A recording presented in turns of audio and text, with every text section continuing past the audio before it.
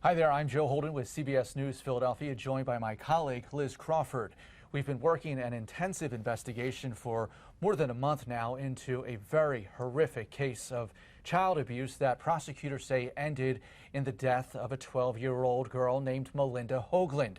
You may remember it was the beginning of May when this news broke at an afternoon news conference, with prosecutors going line by line through a horrific, really eye-opening and jarring set of details. As parents, hard to hear, hard to process, and also with lawyers we're now speaking with, hard to understand the volume of red flags that they say were missed in the system in trying to prevent this and help Malinda Hoagland. Yeah, so if you go back to that news conference that Joe was talking about, this is the beginning of May, and the district attorney said that when EMS arrived at the home, responding to a 911 call, that she was found broken and barely alive. So from there, the EMS took her to the hospital, and then, of course, detective work started to play out. And we have in front of us, and we have looked at this line by line, the affidavit of probable cause. Ultimately, in early May, news conference unfolds, we're told that Malinda's father and his girlfriend are charged on various different charges, all in connection to her death.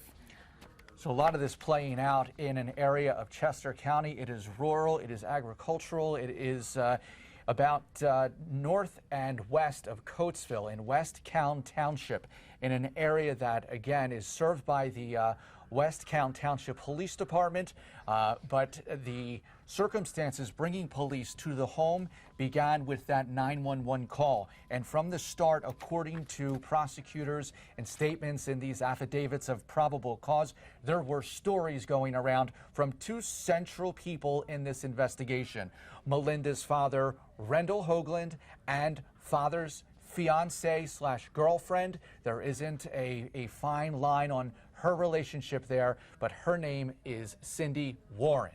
So the reason that detectives were even involved, they said that Malinda had crashed her bike into a tree. But then as soon as the hospital staff saw her condition, they said this is not consistent with a bike crash into a tree. And then again, this is all of the details. So then detectives get a warrant. They get access to that home, again, like Joe said, in the Coatesville area. And they find that the home was equipped with in-home cameras. So many homes nowadays has these various in-home camera systems. You can view it on your phone. Yep. So in this police criminal complaint, in the affidavit of probable cause, we learned, just by reading line by line, that investigators found videos in connection with those in-home cameras dating back almost a year. Videos showing, according to this affidavit, of Malinda being abused at the hands of her father and her father's girlfriend.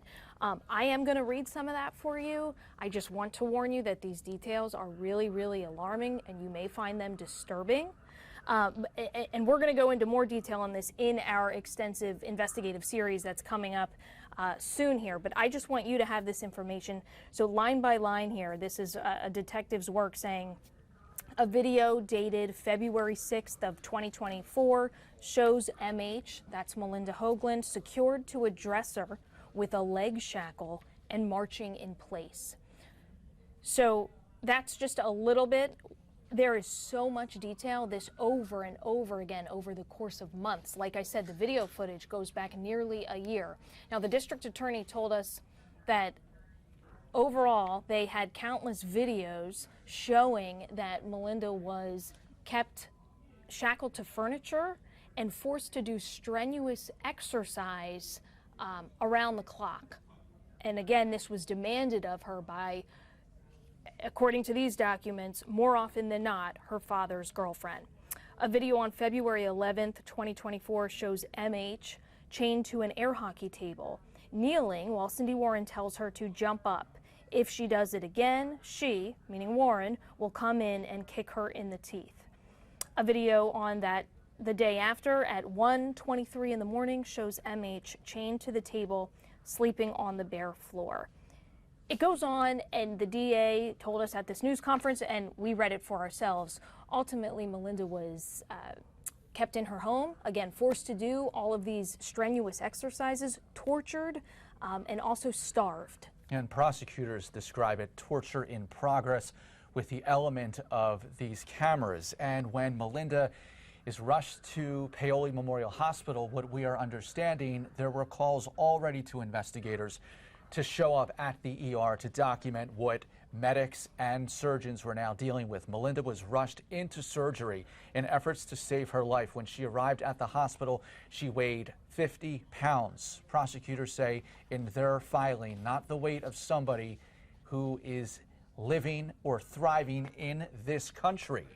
And basically, Malinda was presenting with sluggish pupils, bruising and abrasions to her neck, laceration to her forehead, bruising and abrasions to her chest, bruising and deformities to the right arm, the right leg, Several left broken bones and organ failure. So again, we apologize for how disturbing all of this is, but it became very apparent to prosecutors. They say that Malinda had been abused for quite some time, tortured and starved. So Malinda dies, and Malinda is now buried, according to her family, who have spoken with us bravely about this half-sister. They knew, but they didn't know. And something that sticks with me, Liz, we're both parents, and we heard the words of the prosecutor say there was a concern, a curiosity. Did anybody love this 12-year-old? This 12-year-old now a victim of torture and abuse. Homicide charges have yet to be filed in this case. There is an attempted homicide and torture and kidnapping and on and on. But our questions, those questions led us to people did love this girl. That's right. So when the district attorney says we all question when was the last time Malinda Hoagland was ever loved, we found people who say that they loved her since she was born. Right. It's her half-sisters. So this, they share the same father, Rendell Hoagland, who has been charged in connection to Malinda's death. And we did speak with two of her three half-sisters, and they were very, very open and courageous, heartbroken. They're grieving, they're processing. But really the takeaway, we asked them point blank, did your father, well, you grew up with him. They said that this is not like anything they can believe. They are totally shocked. They're not only grieving the loss of their little sister, but they're trying to process that their father has been charged with these things. They had not seen Malinda in quite some time.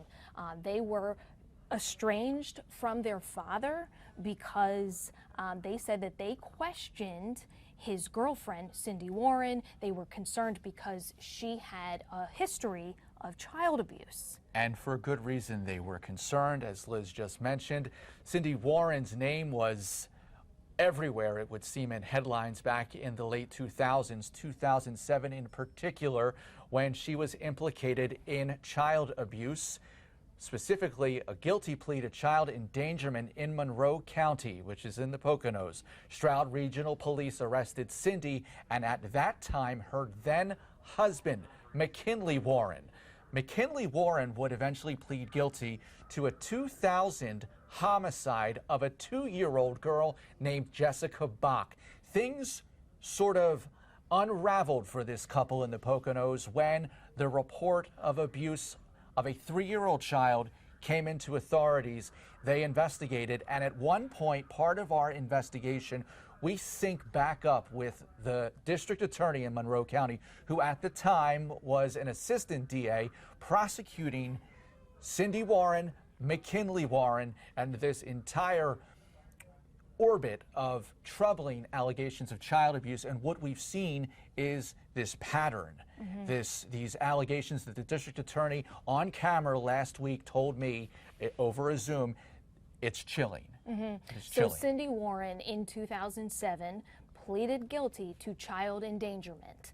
And that history is what led Malinda's half-sisters to question their father about his new girlfriend, and that's why they were estranged, and they said they had not seen Malinda in quite some time. So there was that history. We've dug it up. It is complex, so we will break it down even further. But then back to today, 2023, 2024, we start seeing that possibly more red flags. More Joe. red flags. Started the night in early May in the hospital. ER staff, red flags. Detectives, red flags.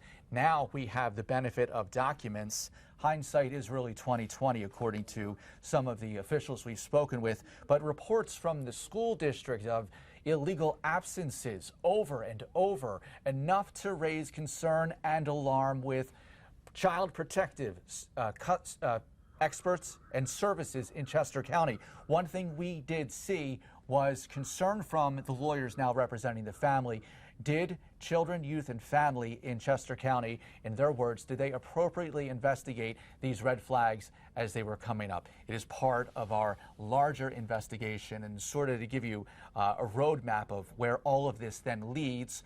Liz is part one of this extensive investigation by CBS News Philadelphia, where we take a look at what happened, we speak to family, and we get after their resolve to make Malinda's death to have not been in vain. I pick up the investigation with what happened in the Poconos all those years ago, what attorneys are now saying about these quote-unquote missed red flags. Yeah, and ultimately this comes down to one question that is driving this entire investigation, and it's, did the system fail this little girl? And her family, I've spoken with her biological mom's family as well. By the way, her biological mom is in failing health, also has not seen her daughter in at least 6 months, and she has a power of attorney and is living with assisted care. So that's where her biological mom is.